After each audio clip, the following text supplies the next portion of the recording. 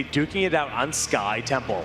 Sky Temple, my personal favorite map. I mean, it's a pocket full of sunshine with lots of laser beams and really scary looking things. I mean, pyramids. You can't go wrong with pyramids, man. You can never go wrong with that. You're right. Kel'Thas will be banned first from Cloud9. Arthur's banned from Cognitive. They say enough is enough. We're not going to do with Arthur's. Throughout this entire series, they're going to have to do their best here. So Cloud9, wondering what they're wanting to pick up here. Cog, though, there is a couple of scenarios that they want to work out for them, and we're going to see if it happens throughout the draft. I don't want to give away anything right now because we do have the players currently sitting out doing the draft out loud without any headsets on, so we'll wait. But, you know, this is a map that Global Presence can be very strong on. It is very large. You have heroes like Abathur that can be very strong, or heroes that can split push and really do a lot of damage in certain scenarios where you're supposed to be near the temples. You can take the hero and go into a different area and really soak up that experience and get your team ahead. It's all about trade-offs on this map, and it's all about getting heroes that can do that well. Yes, and we are not going to see any warrior pickups right now. Zeratul and Jaina will split sides. We're also going to see a possible Uther pickup from Cognitive. I think that's going to really help them. And yes, it's going to be that Uther. We've seen this before. This also could be a sign of a protect the Glaurung composition. We've seen this on Cognitive. It could also be a standard Uther Butcher. It could also be a, going into a Brightwing. They may not even need a warrior here. Well, that's the scary thing about these first two picks. You have no idea how they're going to approach the matchup. If they pick Glaurung's hero early, Cloud9's going to have a decent idea of the way they're going to build the rest of their composition. But Glaurung is such a diverse player, playing heroes like Kerrigan, Butcher, Illidan, you name it. They're afforded the option to go with any of those options, but Cloud9 opting to pick up Zeratul and following that up with Tyrande Johanna.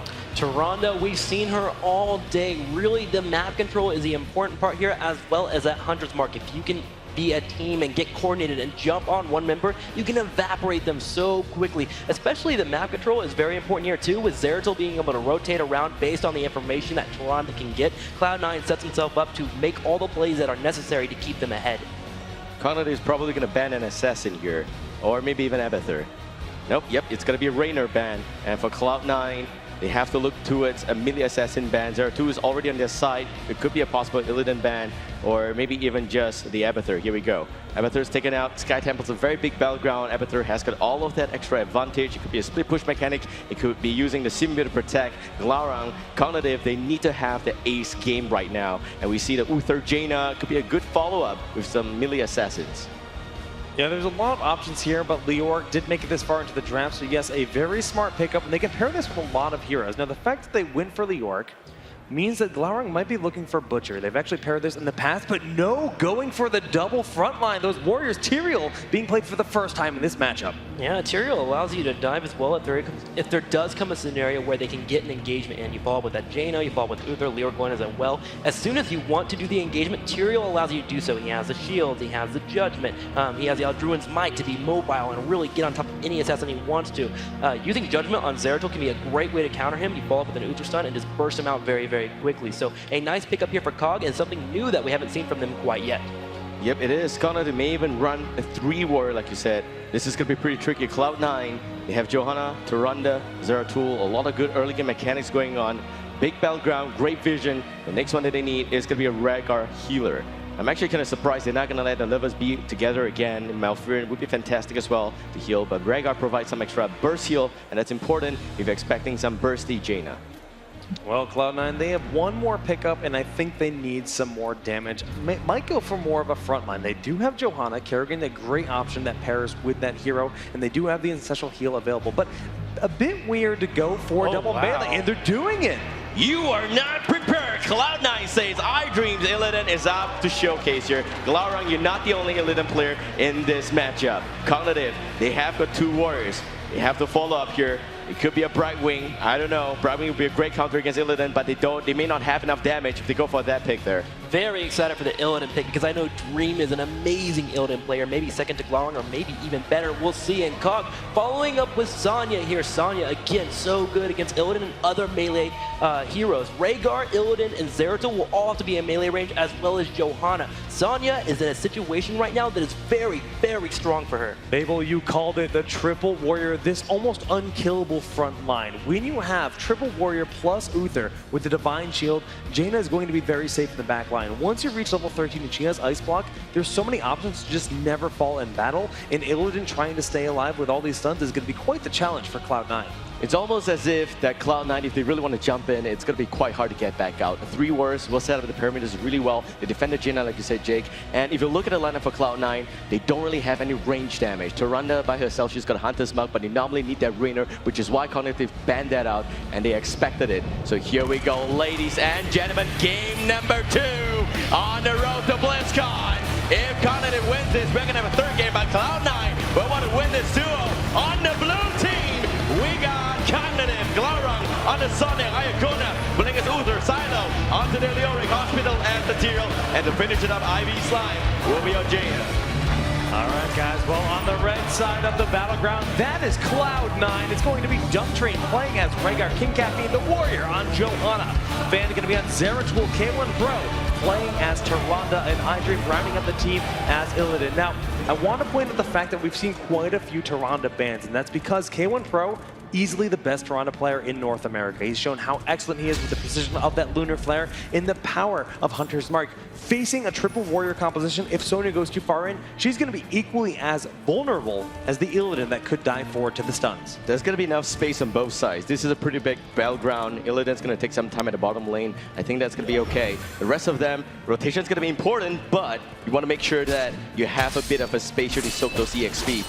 Zeratul as well as Tyrande will set up some pretty good ganks, and that's really important. Those rotations coming in. For Cognitive, they also have some recipe on their own, and there we go. Already Fennec K1 Pro doing some damage, but Glaurung with some slam. And we also see Silo with the Drain Help. K1 Pro is going to be dropping a little HP, and we still see Leoric giving the chase, but K1 Pro is going to be okay. Yeah, it's very scary in these spots, but Silo went a bit too far forward with that range walk and will be punished for doing so. Yeah, you give the chase, you have to make sure they follow up as well. The rest of the team actually decided, okay, I'm not going to follow you there, and they decide to pull back out. So we see a bit of a level lead for Cloud9, pretty negligible right now at this stage. But bottom lane, it's interesting to note that there's Illidan versus that Tyrael now top lane. Oh, Iacona dropping a lot of HP. Those first damage coming in fast with the right-click damage will take down that Uther. The power of Tyrande being shown off their Hunter's Mark, just allowing them to power through the big health pool of Uther. Great start here on the side of Cloud9.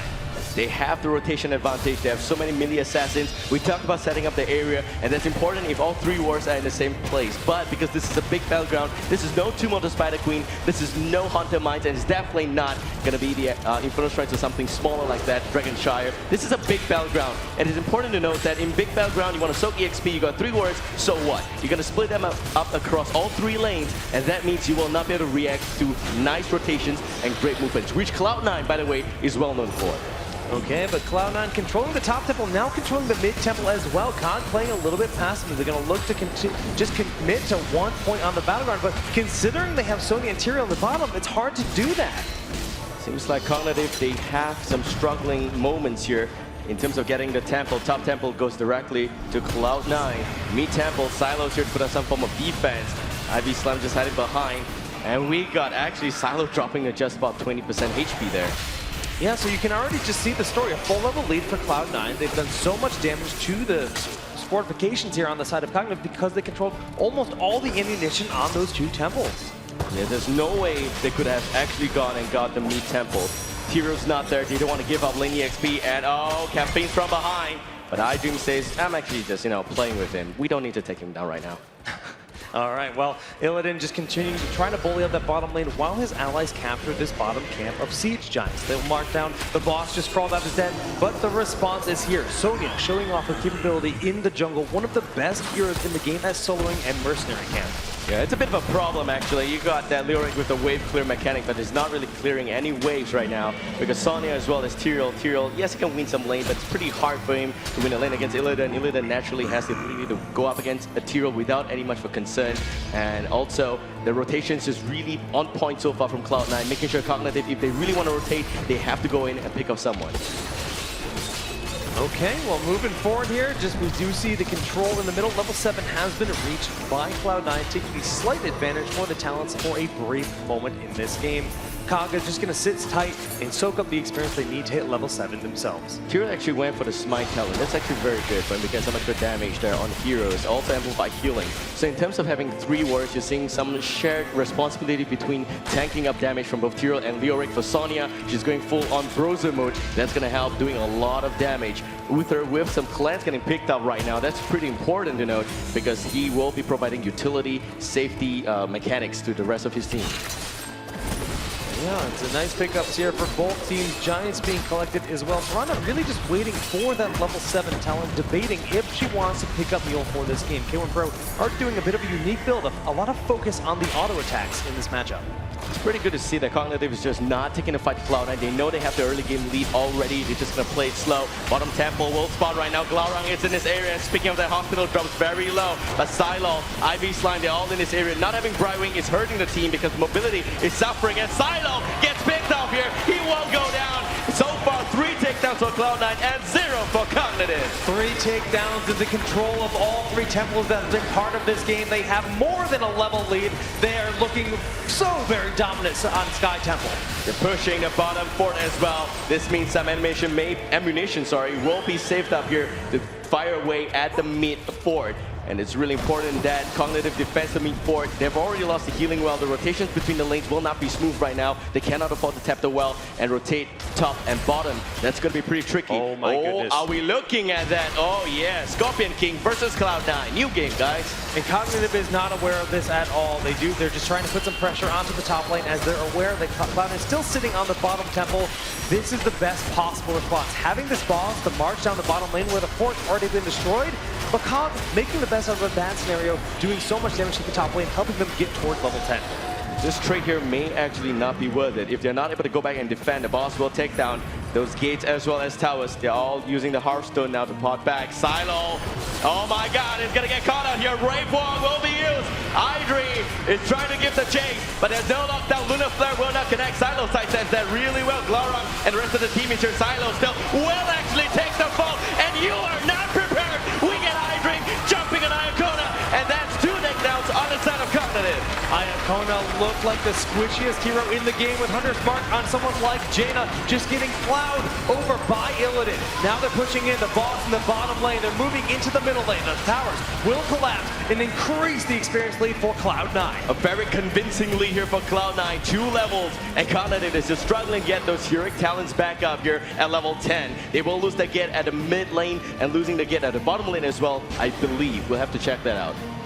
All right, but level 10, yeah, they have the heroics, so this is going to help them out quite a bit. Divine Shield is the playmaker that they really desperately need for Sonya. With Rav, she can dish out so much damage, and with Divine Shield, she's safe to get the healing from the Whirlwind. The triple healing they changed in the last patch really helps her stay alive and do so much more damage in these matches.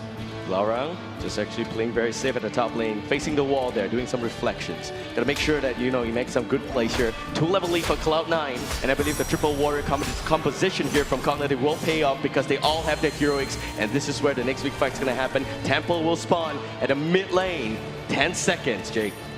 10 seconds and just such a massive structural advantage considering the boss already wailed away at the bottom lane. 2 forts are down, and Cognitive hasn't done a whole lot of damage to the structures of Cloud9, but with them diving forward, they force out that Metamorphosis, and the heals are there for Idri. Ancestral will connect. There goes the Luna Flare. King Caffeine will not be able to give the chaser. All of those heroics used there to try and pick up the Illidan were completely wasted. Oh my goodness, this split push is so smart, Fan, with these Giants taking out these back towers, and this will get them level 13. Fan thinks he's Abathur right now. He's been playing too much Abathur. He needs to get out of there because they know he's there. Blizzard will connect. Glaurung from behind. The Fan with some cleave. Where is the help? Oh, we got Cloud9 swinging by. Could be a turnaround. We don't know just yet. And we have Jaina in the vicinity as well. But there we go. iDream versus Glaurung. And the Lunafair connect. Glaurung goes down. Cloud9, they are in town. Silo with the Wraith Walk trying to get away. Ivy Slime pulling back. Divine Shield connects. And the rest of C9 well pulled back. A beautiful lunar flare by them. You know, K1 Pro, he's so known for this hero, and that's exactly why the turnaround, blowing up Glaurung on Sonya, they can now rotate up to control the temples even further. 6 takedowns to 0 here. Cloud9, very convincing early game right now, and you're looking at yet another possible temple going towards Cloud9. Hospital on that Tyrael, Silo on the Lyric. They want to make sure they apply some pressure on this temple right now. We got Glaurung Slime as well as Iacona, and another Metamorphosis, Starfall connecting, Condemn on 3 targets. Glaurung with the whirlwind will not be enough, and he goes down. 3 targets still up on the side of Cognitive, but iDream, he wants some blood. It's going for the minions there to get up some extra heals on this right click, but Cloud9 knocking on the game. They don't need the temple. They have the numbers. They're going directly for this key. The setup from that Condemn was just devastating amounts of damage. They take out the wall, and like you said, just back on up, control the temples. They're actually going to end control both of them. Zeratul staying forward here in the bottom lane. Illidan making his way to the bottom temple while we just saw those two controlling the middle temple. They're going to start to lose their keeps here at this rate. I actually thought Cloud9 was actually going for the mid keep right there because they have the talent lead. And look at this, 3-level lead in game number 2. This is disastrous. Both temples firing away. And oh god, we're looking at Judgment connecting, but CFS too close to the structures. Their Hospital will drop a lot of HP, and the Sentinel is not really connecting on the target, but will kiss the face of Lyric. Dump Train will have the pull back. We see the Ancient Spirit and rough out the Berserker, but, well, the Wolf can run. The Wolf can run. I just want to point out like how crucial it is that Zeratul blinked in that situation. If he didn't blink before the Judgment connected, it would have been lights out, but it might be the situation for K1 Pro. The heal, the Ancestral does connect, and a massive Void Prison is laid down. There we go, yet another Metamorphosis, and Glaurung getting help here, finding the shield, but he may not be here now. Tyrael is gone, Sonya is gone. We see Ralph of the Archangel just bursting on Dump Train. He's going to be okay. Silo is gone. 3 of the Warriors are wiped up as if they're not tanky at all. Cloud9 about to be 2 talents ahead of Cognitive in this crushing battle. They can already taste the victory for BlizzCon. You cannot take that fight right there. And Cloud9, they played this so smart. They know they got both temples up. They take their own sweet time. You don't have to finish those charges. You knock in some structures, you pull back again, you threaten another fight, and you take it so successfully. Now they want the boss. They're gonna get that. The bottom keep is already gone. Okay, guys, well, we see the bottom keep fell, the boss being picked up. They have to defend the bottom lane, but losing a keep this early, being down 2 talent tiers, this is the point where Cognitive needs to just try to find a party push, take out 1 or 2 heroes, and crawl their way back into this game. It's not over yet. We saw Cloud9 come back in game 1. They just need to find that moment. They need to get level 13. It's very important. The tournament life is on the line. 1-0 in favor of Cloud9. If they take this, it's pretty convincing right now, but if they do take this, Cloud9 will go to BlizzCon. Cognitive, they want a 3rd game. They want a shot at redemption. Can they do it? All right, well, they're pushing in. The boss on the core right now. They're going to take out this middle keep very quickly, and it will end up falling as Cloud9 backs away. We see Frosty coming up from Gina. That's the water elemental, by the way. Hospital, they're dropping a lot of HP, and another Metamorphosis. Some form of Void Prison connected behind. Silo marches forward, but no support for him. It's going to drop. We see Flash connecting. Fan jumps in. There goes the Ice Imprisonment. It may not be enough. Yet another divine shield. Gina's got Uther getting changed by Illidan. The Ancestral Healing connects as well, and they want a team wipe. Iacona, you're not going anywhere, son, and you will not be prepared. Iacona goes down. It's a 5-man team wipe. Cloud9 will advance to BlizzCon with a 4-level lead in game number 2. 2-0 Cognitive. Tempo Storm and Cloud9 are our 2